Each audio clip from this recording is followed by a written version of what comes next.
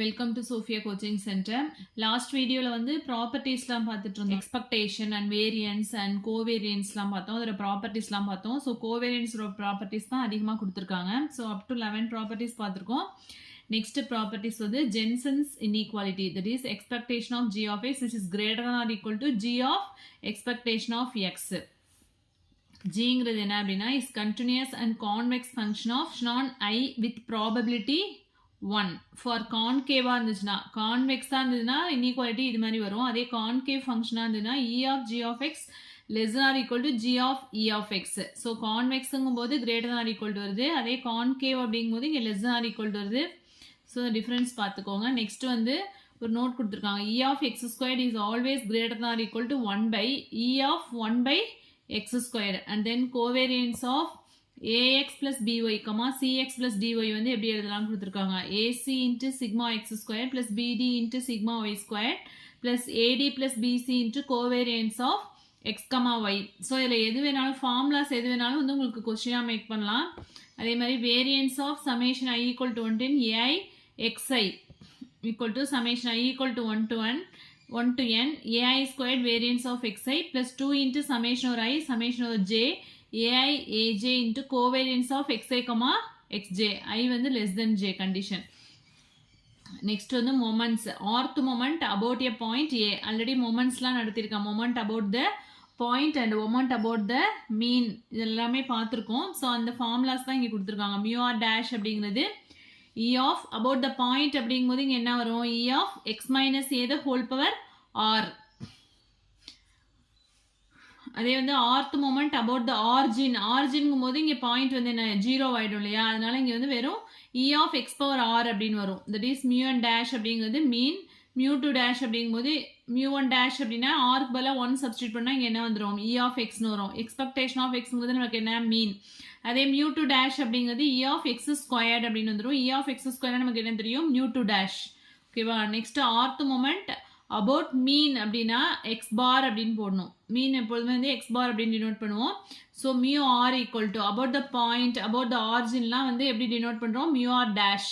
அதே about the mean அப்படின்னா mu r அப்படின்னு டினோட் பண்ணணும். That is E of X minus X bar the whole power r. இதுதான் வந்து என்ன அப்படின்னா மியூ ஆர். ஆர்க்கு பதிலாக 1 சப்ஸ்டியூட் பண்ணோம் அப்படின்னா நமக்கு மீன் கிடைக்கும்.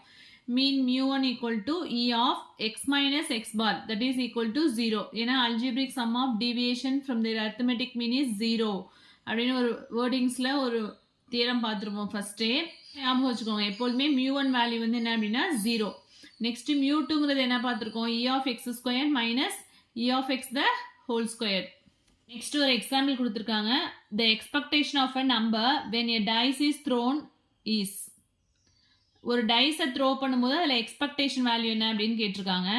ஸோ ஃபஸ்ட்டு ஒரு டைஸை த்ரோ பண்ணும்போது நம்மளுக்கு என்னெல்லாம் வந்து வேல்யூஸ் கிடைக்கும், சாம்பிள் ஸ்பேஸ் வந்து என்னென்ன கிடைக்கும் அப்படின்னா எக்ஸ்க்கு வந்து 1 இருக்கலாம், இல்லாட்டி 2 3 4 5 6. ஸோ எக்ஸ் 1 இருக்கும்போது நமக்கு ப்ராபபிலிட்டி என்ன 1/6, 2 இருக்கிறதுக்கான ப்ராபபிலிட்டி 1/6. அப் டு எல்லாத்துக்குமே வந்து ப்ராபபிலிட்டி என்ன அப்படின்னா 1/6 தான் வரும். ஓகேவா. ஒரு டைஸில் வந்து 6 விழுறதுக்கான ப்ராபபிலிட்டி என்ன அப்படின்னா 1/6. அதான் இங்கே கொடுத்துருக்காங்க. எக்ஸ்பெக்டேஷன் ஆஃப் எக்ஸ்க்கு நமக்கு என்ன ஃபார்முலா தெரியும், summation x into B of x. அதான் இங்கே போட்டிருக்கோம். 1 into 1/6 plus 2 into 1/6 plus 3 into 1/6 அப்படின்னு இருக்கும். அதில் 1/6 காமனாக எடுத்துட்டோம் அப்படின்னா 1 + 2 + 3 + 4 + 5 + 6. ஸோ இதை ஆட் பண்ணால் என்ன வரும் 21. ஸோ ஆல்ரெடி ஒரு 1/6 இருக்கிறதுனால கேன்சல் பண்ணோம் அப்படின்னா 7/2. ஸோ இதான் வந்து என்ன அப்படின்னா expectation of x when throwing a dice. ஓகேவா. நெக்ஸ்ட் சம் பாருங்க. the value of expectation of 17x plus 19. So already நம்ம பார்த்துருக்கோம்ல e of ax plus b அப்படின்னா நம்ம எப்படி எழுதுவோம், a into e of x plus bன்னு எழுதுவோம். ஸோ அதே தான் இங்கே 17 into கான்ஸ்டன்ட் டேர்மை வெளியில் எடுத்துருவோம். 17 into e of x plus 9. Next variance of 2x plus 3 கேட்டிருக்காங்க. So variance of ax plus bனா எப்படி எழுதுவோம், வேரியபிளுக்கு பக்கத்தில் உள்ள டேர்மை வந்து கான்ஸ்டன்ட் டேர்மை ஸ்கொயர் பண்ணிக்குவோம். That is a square into variance of x and variance of 3 constant term வந்து என்ன ஆகிடும் 0 ஆகிடும். ஸோ இங்கே வேரியன்ஸ் ஆஃப் a இருக்க இடத்துல கான்ஸ்டன்ட் டேர்ம் இங்கே என்ன இருக்குது அப்படின்னா 2 இருக்குது. So 2 square into variance of x plus variance of 3 வந்து என்ன 0 ஆகிடும். அப்போ 2 ஸ்கொயர் வந்து 4 into variance of x. Next variance of 4x + 3 அப்படிங்கும்போது இங்கே என்ன வரும் 4 square into variance of x plus variance of 3 வந்து 0 ஆயிடும். So 4 square அப்படிங்கும்போது 16 வரும். இது வந்து TRBல கேட்ட question. Next, the mathematical expectation of the sum of the points on n dice is 7n by 2. ஒரு டைஸை ரோல் பண்ணும்போது நமக்கு மேத்தமெட்டிக்கல் எக்ஸ்பெக்டேஷன் என்ன கிடைச்சிச்சு? இப்போ ஃபர்ஸ்ட் சம் போட்டோம்ல, ஒன் டைவை வந்து ரோல் பண்ணும்போது நமக்கு எக்ஸ்பெக்டேஷன் வேல்யூ வந்து என்ன கிடைக்குது அப்படின்னா 7/2.